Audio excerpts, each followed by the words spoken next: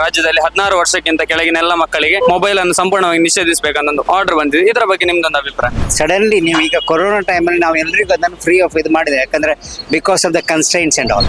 ಈಗ ಆ ಕನ್ಸ್ಟ್ರೈಂಟ್ ಇಲ್ಲ, ಹಾಗಂತ ನೀವು ಸಡನ್ಲಿ ಅದನ್ನು ತೆಗೆಯೋದು ಸರ್ ಸ್ಟೆಪ್ ಬೈ ಸ್ಟೆಪ್ ಇದನ್ನು ವಿಡ್ರಾ ಮಾಡೋದು ಬೆಟರ್. ಮಕ್ಕಳಿಗೆ ಆನ್ಲೈನ್ ಕ್ಲಾಸ್ ಆಗಿ ಅದರಿಂದ ಅಭ್ಯಾಸ ಆಗಿ ಹೋಯ್ತು. ಎಲ್ಲರ ಕೈಯಲ್ಲಿ ಮೊಬೈಲ್ ಬರುವ ಹಾಗೆ ಎಲ್ಲರ ಕೈಯಲ್ಲಿ ಮೊಬೈಲ್ ಬಂದಾಗಿದೆ. SLC PUC ಮಕ್ಕಳಲ್ಲಿ ಅದರಿಂದ ನಿಷೇಧ ಮಾಡಿದ್ರೆ ಮತ್ತೆ ಈಗ ಕೆಲವೊಂದು ಅನಾಹುತಗಳು ಸಂಭವಿಸ್ತಿದೆ. ಇದು ಆತ್ಮಹತ್ಯೆಗಳು. ರಾಜ್ಯದಲ್ಲಿ 16 ವರ್ಷಕ್ಕಿಂತ ಕೆಳಗಿನ ಎಲ್ಲ ಮಕ್ಕಳಿಗೆ ಮೊಬೈಲ್ ಅನ್ನು ಸಂಪೂರ್ಣವಾಗಿ ನಿಷೇಧಿಸಬೇಕನ್ನೋ ಆರ್ಡರ್ ಬಂದಿದೆ. ಇದರ ಬಗ್ಗೆ ನಿಮ್ದೊಂದು ಅಭಿಪ್ರಾಯ ಏನಂದ್ರೆ 16 ಸಡನ್ಲಿ ನೀವು ಈಗ ಕೊರೋನಾ ಟೈಮಲ್ಲಿ ನಾವು ಎಲ್ರಿಗೂ ಅದನ್ನು ಫ್ರೀ ಆಫ್ ಇದು ಮಾಡಿದೆ, ಯಾಕಂದ್ರೆ because of the constraints and all.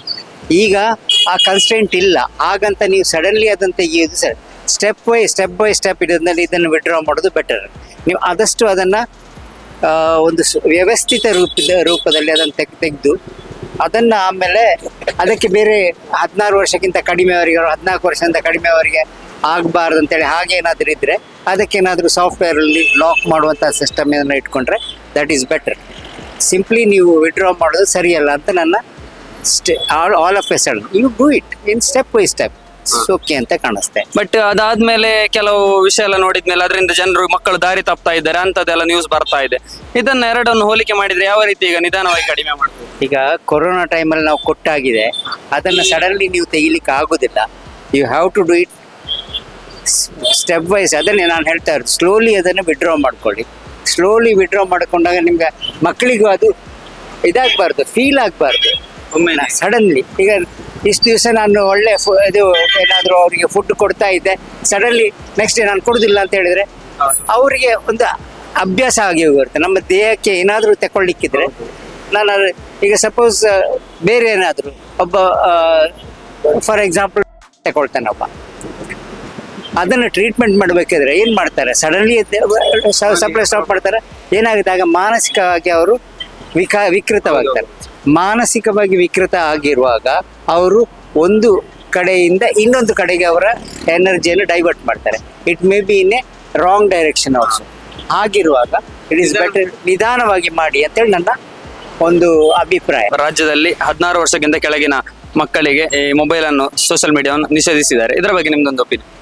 ಒಂದು ಹಂತದಲ್ಲಿ ನಿಜ, ಆದ್ರೆ ಒಂದು ಹಂತದಲ್ಲಿ ಸುಳ್ಳು ಕೂಡ ಆಗ್ಬೋದು. ಯಾಕೆಂದ್ರೆ ಇದನ್ನು ಅನುಷ್ಠಾನಗೊಳಿಸಿದ್ದು ಸರ್ಕಾರನೇ ಮೊದಲು. ಯಾಕೆಂದ್ರೆ ಕೊರೋನಾ ಬಂದಾಗ ಮಕ್ಕಳಿಗೆ ಆನ್ಲೈನ್ ಕ್ಲಾಸ್ ಆಗಿ ಅದರಿಂದ ಅಭ್ಯಾಸ ಆಗಿ ಹೋಯ್ತು.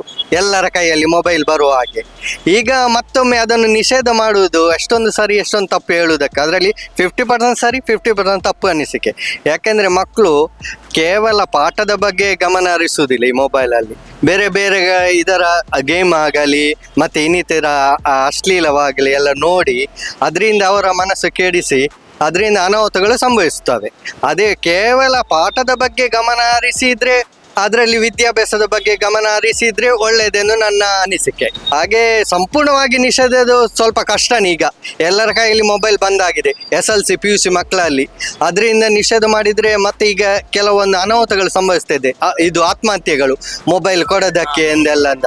ಅದೊಂದು ಅದರಲ್ಲಿ ಕೂಡ ಒಂದು ಸ್ವಲ್ಪ ಅಡೆತಡೆ ಇರಬಹುದು.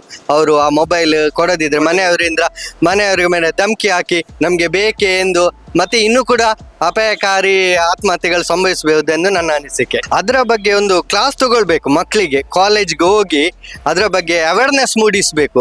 ಮೊಬೈಲಿಂದ ಯಾವುದು ಒಳ್ಳೆಯದು ಕಾರ್ಯ ಇದೆ, ಯಾವುದು ಕೆಟ್ಟ ಕಾರ್ಯಗಳಾಗಬಹುದು ಎಂದು ಅದರ ಬಗ್ಗೆ ಒಂದು ಅವೇರ್ನೆಸ್ ಕಾರ್ಯಕ್ರಮ ನೀಡಿದರೆ ಒಂದು ಆತ್ಮಹತ್ಯೆಗಳು ಕಡಿಮೆ ಆಗಬಹುದೆಂದು ನನ್ನ ಅನಿಸಿಕೆ. ಹಾಗೂ ಅಪಾಯವನ್ನು ಈಗಲೇ ತಡಿಬಹುದು.